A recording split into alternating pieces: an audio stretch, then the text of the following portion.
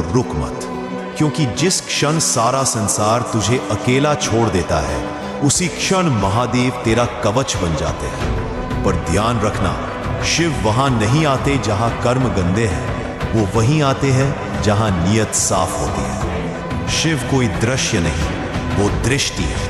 वो खुद नहीं आते, तेरे कर्मों के माध्यम से तुझ में प्रकट होते हैं। अगर तू अकेला है पर अपने कर्मों से अड़िग है, अगर तू टूटा है पर फिर भी अन्याय के खिलाफ खड़ा है, अगर तू थका है फिर भी हार मानने को तैयार नहीं, तो सुन ले, महादेव तेरे कंधे पर नहीं, तेरे हृदय में खड़े हैं। वो तुझ में अपना तेज भर देंगे, पर शर्त है सिर्फ एक, तेरे कर्म शिवमय होने चाहिए। दुनिया तुझे गिरा सकती है, पर तुझे कोई तोड़ नहीं सकता अगर तेरे पीछे महादेव खड़े हैं। और महादेव तेरे पीछे तब खड़े होते हैं जब तू सत्य के साथ खड़ा होता है, जब तू छल